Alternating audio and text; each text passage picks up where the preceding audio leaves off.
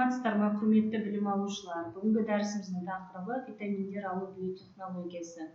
Дәріс барысында витаминдер туралы түсініп, витаминдердің маңызы, витаминдердің алу жолдары қарастырылады. Витамин деп отырғанымыз бұл әртүрлі химиялық табиғаты бар, организмнің тіршілігіне қажет, жоғары физиологиялық активтілікке ие, төмен молекулалы органикалық қосылыстар. Витаминдерді 1880 жылы орыс дәрігері Лунин ашты. Одан кейін 1896 жылы голланд дәрігері Эйхман ақталған күрішпен тамақтанатын адамдардың бері-бері ауруымен көп ауыратындығын, ал ақталмаған күрішпен тамақтанғанда ондай аурумен ауырмайтындығын жазды. Кейіннен 1906 жылы Гопкинс күріш дәнінің сыртқы қауызында белгісіз бір заттың бар екендігін, ал ақталған күріште ондай аурудың болмайтындығын анықтаған. 1912 жылы поляк оқымыстысы Фун ашытқыдан дәруменге ұқсас құрамында амин тобы бар кристалды затты бөліп алды. Бұл затпен полиневрит ауруымен ауыратын көгершінді емдеп жазды. Осыдан кейін Фун адам мен жануарларда болатын кейбір аурулар тағамның құрамындағы белгісіз бір заттың жетіспеуінен болады деген қорытындыға келді. Осы затты ол витаминдер деп атады. Яғни оның қазақша баламасы дәрумендер. Витаминдер бұл латын тілінен аударғанда вита тіршілік, өмір, ал амин деп химиялық құрамында азоты бар заттарды айтады. Витаминдердің адам ағзасы үшін алатын биологиялық рөлі өте зор болып табылады. Витаминдер ағзадағы зат алмасу үдерісін жақсартады. Ағзаның әртүрлі жұқпалы ауруларға қарсы тұру қабілетін күшейтеді, адамның жұмыс істеу қабілетін арттырады. Сонымен қатар, әрбір дәруменнің ағзада атқаратын өз міндеттері болады. Енді витаминдердің жетіспеушілігіне байланысты организмде әртүрлі аурулар болуы мүмкін. Яғни бұл аурулар витаминоз, гипервитаминоз, гиповитаминоз деген сияқты. Авитаминоз бұл белгілі бір витаминнің көп мөлшерде организмде жетіспеуі салдарынан осындай ауруға шалдығады. Егер де витаминдердің мөлшері шектен тыс көп мөлшерде болатын болса, онда ағзаның улануына әкеледі екен. Яғни бұл кезде гипервитаминозға шалдығады. Ал гиповитаминоз деп отырғанымыз витаминдердің біреуінің аздаған бөлігінің жетіспеуі салдарынан болатын аурудың түрі. Витаминдер өндірісі өсімдік және мал шикізатынан витаминдік дәрі-дәрмек экстракциясы. Витаминдік өнеркәсіп негізінен осы бағытта басталған, өйткені алғашқы витаминдерден дәрі-дәрмекке дәл сондай жолдармен алынған. Мысалға, В12 витаминін малдың бауырынан, ал провитамин А, яғни каротинді өсімдіктен, яғни сәбізден бөлініп алынған.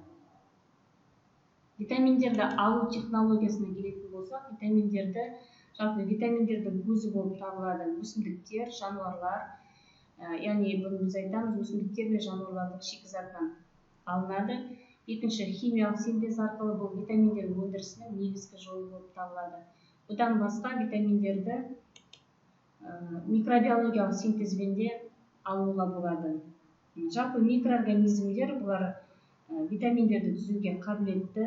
Қазіргі таңда микроорганизмдердің көмегімен құрылымы жағынан күрделі витаминдерді, соның ішінде В2, В12 витаминдері, бета-каротин немесе провитамин А және Д витаминдері алынады. В2 витамині бұл өзінің атын рибоза қантынан алады. Витамин молекуласының құрамына кіретін Д рибик көп атомды спирт болып табылады. Жалпы табиғатта кең таралған өсімдікпен, ашытқымен, саңырауқұлақпен, бактериямен біраз мөлшерде осы В2 витамині синтезделеді. Ал жануарлар бұл витаминді комбикорм құрамынан алады. Жалпы организмде рибофлавиннің тапшылығы, яғни В2 витаминінің тапшылығы ақуыздың алмасу процесін бұзатын, өсуін баяулатады. Ал медицинада осы рибофлавин препараты бірқатар ауруларға емдік ретінде қолданылады. Ал жануарлардың организміне қоспа ретінде, малдың азығына қоспа ретінде қолданылады. рибофлавиндер және оның коферменттік формаларын витаминдер синтездей алады. B2 витаминін алу технологиясына келетін болсақ, технологиялық процесс бірнеше кезеңдерден тұрады. Ең бірінші біз аэробты ферментация өткіземіз, одан кейін термолиз, үшінші концентрлеу, төртінші кептіру, бесінші гранулаға айналдыру. Яғни алу технологиясы осындай процестерден тұрады. B2 витаминінің продуценттері болып, келесідей микроорганизмдер табылады. Оның ішінде бривибактериум, микрококус туысына жататын бактериялар, кандида туысына жататын ашытқылар, HB, эрементикум, микроскоптық саңырауқұлақтары және аспергиллус туысына жататын зең саңырауқұлақтары осы витаминнің продуценттері болып табылады. Одан кейін B12 витаминіне келетін болсақ, B12 витаминінің негізгі белсенді продуценті болып псевдомонус және термофильді бациллус туысына жататын бактериялар табылады. Бұл бактериялар үшін қоректі орта ретінде балық және соя ұны, ет және жүгері экстрактысы осы қоректі ортаның құрамында осыларды қосу арқылы өсіреді. B12 кристалдық витаминнің формасын алу технологиясы жалпы тереңдік ферментация тәсілімен өсіріледі.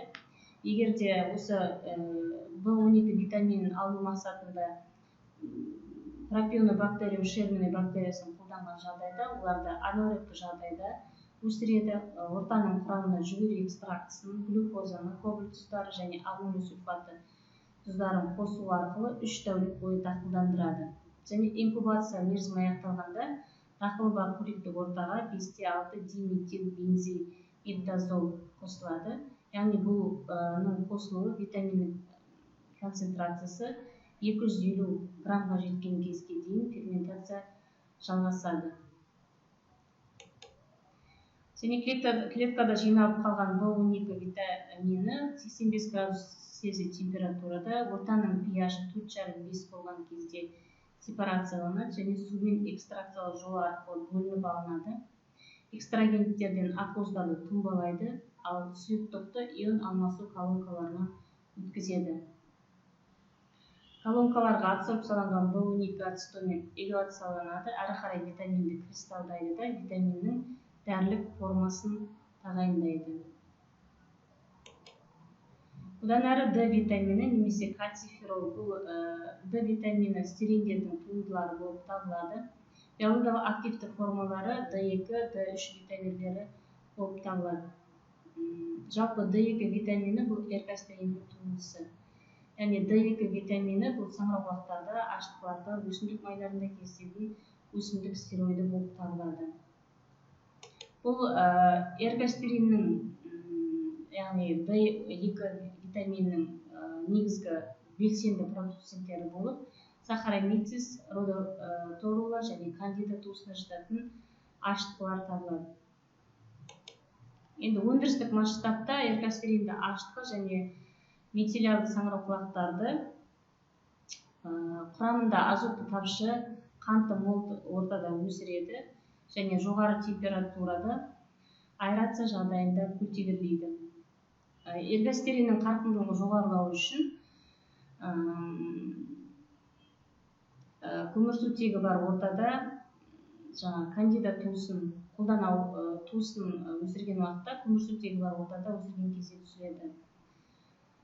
D2 витаминінің кристалды препаратын негізінен алады пенициллиум, аспергиллус туысына жататын зең саңырауқұлақтардан, яғни осыларды культивирлеу арқылы, ал азықтық препаратты кандида туысына жататын ашытқы саңырауқұлақтардан алады екен. Яғни бұларды алған кезде суспензияны немесе құрғақ ашытқыны ультрафиолет сәулемен өңдеу арқылы осы азықтық препаратты кандида туысының негізінде алады. Осымен дәрісіміз